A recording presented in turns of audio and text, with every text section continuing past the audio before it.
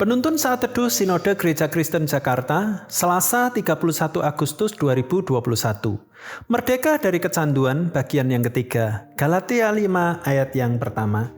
Supaya kita sungguh-sungguh merdeka, Kristus telah memerdekakan kita, karena itu berdirilah teguh dan jangan mau lagi dikenakan kuk perhambaan. Ada seorang anak yang menghabiskan uang simpanan ayahnya di bank hanya untuk membeli pulsa game online.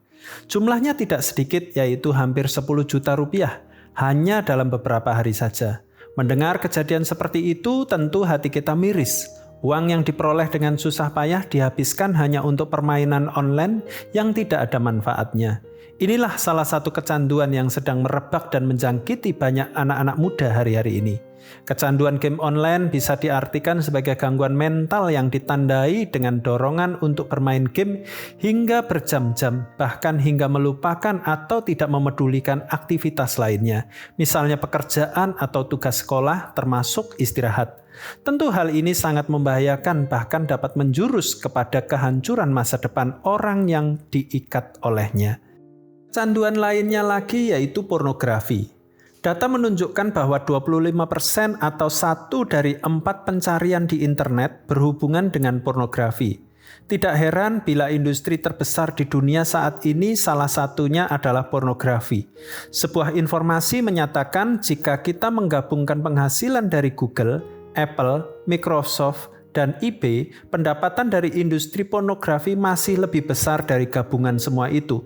Ketika orang terlibat dengan pornografi, hal itu akan dapat menjadi candu dalam kehidupan mereka. Di bagian lainnya ada kecanduan yang lebih terhormat. Di antaranya adalah kecanduan akan makanan. Beberapa di antara mereka bergumul dengan obesitas, anoreksia, dan bulimia.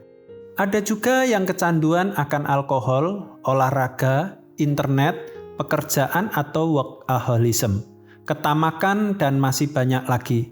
Setiap kita rentan terhadap perilaku adiktif dan kita perlu berjaga-jaga untuk melawannya. Jadi bagaimana caranya agar kita bisa benar-benar dapat lepas dari ikatan kecanduan tersebut? Pertama, kita harus jujur pada diri sendiri dan kepada Allah bahwa kita masih memiliki kecanduan akan satu atau dua hal. Kedua, putuskan untuk berubah. Keputusan untuk berubah harus diambil sebab keinginan daging kita selalu berusaha untuk menundanya sampai kita tidak berdaya lagi. Ketiga, kita perlu introspeksi diri. Kita harus mengetahui sampai ke akar-akarnya alasan kita melakukan hal buruk tersebut. Setelah itu, kita harus mengakui bahwa semua yang kita lakukan bukan hanya menjauhkan kita dari Allah, tetapi juga akan menghancurkan hidup kita. Keempat, mintalah di dalam doa yang serius agar Allah menolong kita. Bila perlu, kita dapat terbuka kepada orang-orang yang dapat membantu kita, seperti keluarga atau teman-teman yang dapat dipercaya. Sadarilah bahwa tanpa pertolongannya, kita tidak dapat berbuat banyak. Kita harus bergantung penuh pada kasih dan kuasa-Nya agar kita dimampukan untuk melawan dan menghentikan kecanduan yang mengikat sampai kita dapat merasakan kemerdekaan yang sejati dari Allah. Sungguh, Yesus adalah jalan bagi kita untuk mengalami kemerdekaan sejati tanpa takluk pada dunia ini. Bergantunglah sepenuhnya kepada Kristus Yesus, maka Anda akan merasakan kemerdekaan yang sejati. Tuhan Yesus memberkati.